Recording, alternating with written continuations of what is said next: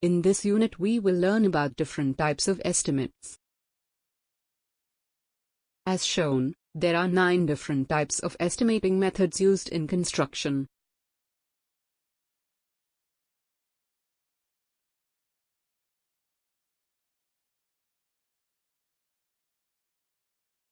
Preliminary estimate. It is also called as rough cost estimate. It can be done on different structures. For buildings it can be calculated on per unit basis, example, per student for hostels, per classroom for schools, and per bed for hospitals. For roads and highway it can be done per kilometer basis depending upon nature of road, width and thickness of metaling. And for irrigation channels it is done per kilometer basis or per hectare basis. Plinth area estimate, that is PA estimate. Basically it is an approximate estimate. Plinth area should be calculated for covered area by taking external dimensions of the building at the floor level. Remember, courtyard and other open areas should not be included. And for multi-storage building, plinth area for each floor is determined separately.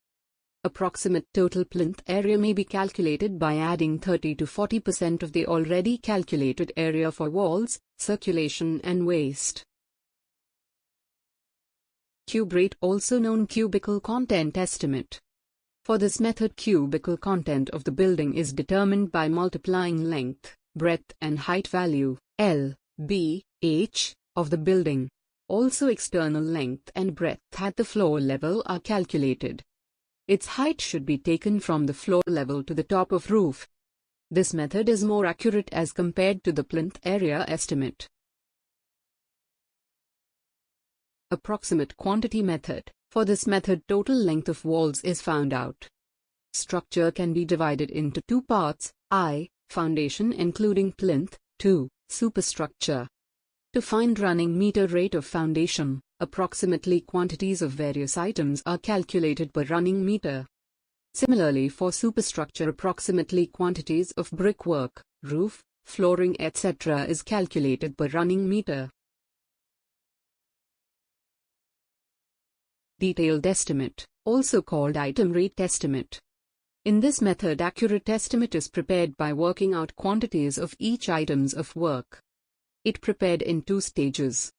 Details of measurements and calculation of quantities.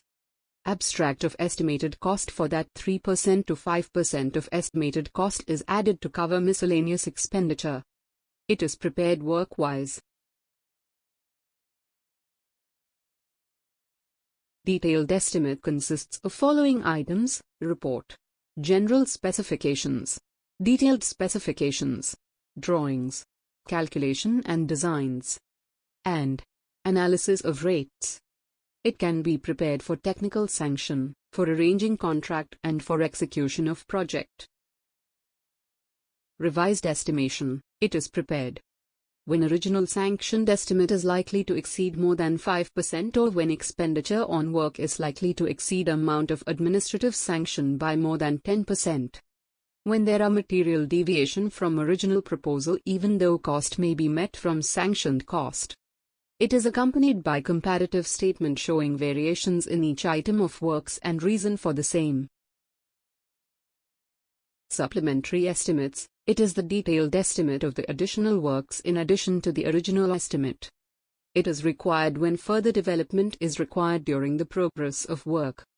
For it, abstract should show the amount of original estimate and total amount including supplementary amount. Supplementary and revised estimate. It is done when a work is partially abandoned and estimated cost of remaining work is less than 95% of original sanctioned estimate, or when there are material deviations and changes in the design. If at any time before or during the execution of work, it is found that original estimate is excessive, then divisional officer may sanction a revised estimate of reduced amount. Annual repair, AR, or annual maintenance, AM, estimate. It is prepared to maintain structure or work in proper order and safe condition. It can be used in buildings for whitewashing, painting, minor repairs etc. And for road works, annual repair estimate provides for patch repairing, repairs of bridges and culverts, etc.